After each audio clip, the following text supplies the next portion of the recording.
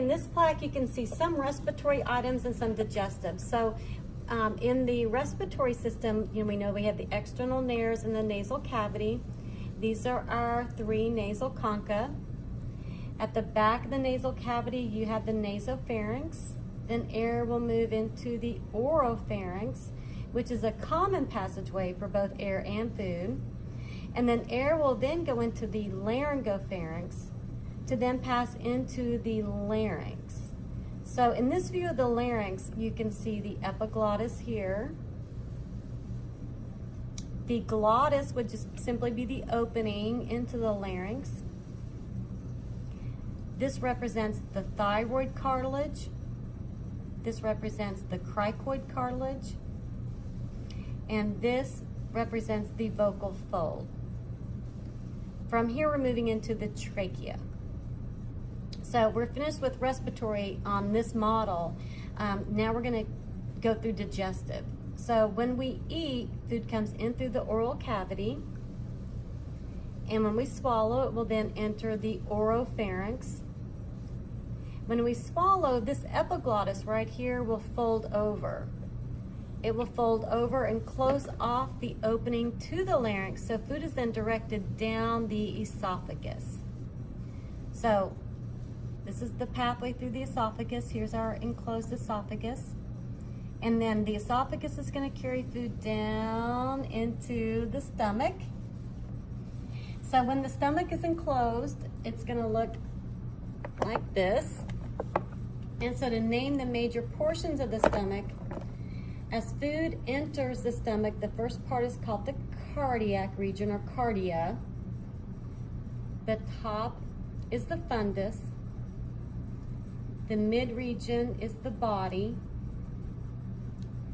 From my pencil to the end is the pylorus. When you open this, I'm going to go ahead and point out the valves or sphincters first. The sphincter at the top of the stomach between the esophagus and the stomach is called the cardiac sphincter or gastroesophageal sphincter.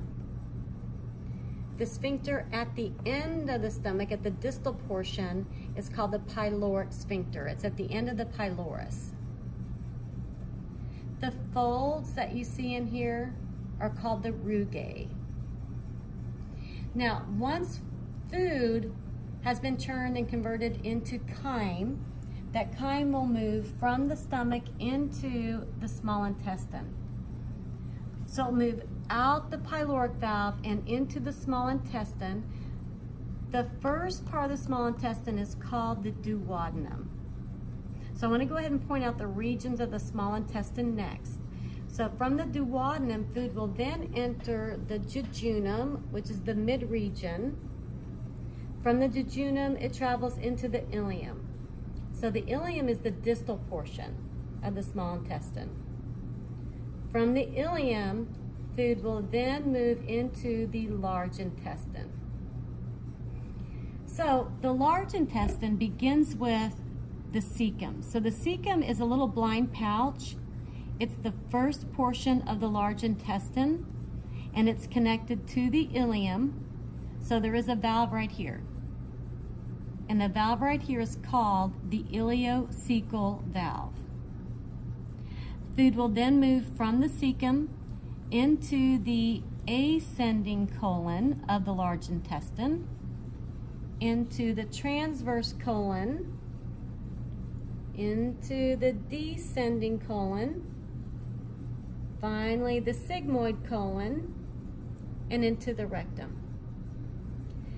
From the rectum, at this point, chyme has been converted into feces, and it will move into the anal canal and then leave the body through the opening, which is the anus.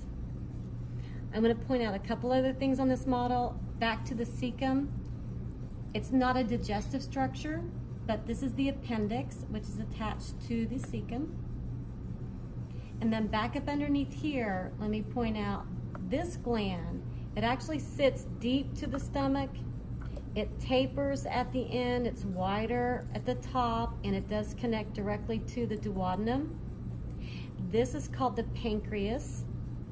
and the pancreas has a long pancreatic duct that runs through it to empty its secretions into the duodenum.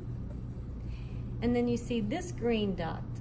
This green duct is called the bile duct, or common bile duct, either way, and that's delivering bile from the gallbladder into the small intestine. So sitting up here above the stomach is the liver. The liver produces bile, and then bile is going to be transported to this green sac, which is called the gallbladder. So to point out the ducts that come off of that gallbladder, the duct that comes directly off the gallbladder is the cystic duct. The duct that transports bile from the liver up into that cystic duct, this would be called the hepatic duct. And then where the hepatic duct and the bile duct come together, cystic. Where the hepatic duct and cystic duct come together, this is called the bile duct. And the bile duct continues here. One more organ to point out on this model, and we'll be finished, is this guy over here. It kind of looks like it should be a kidney, but it's not. This is the spleen. The spleen is a flattened, dark organ that we find on the left side of the abdominal pelvic cavity.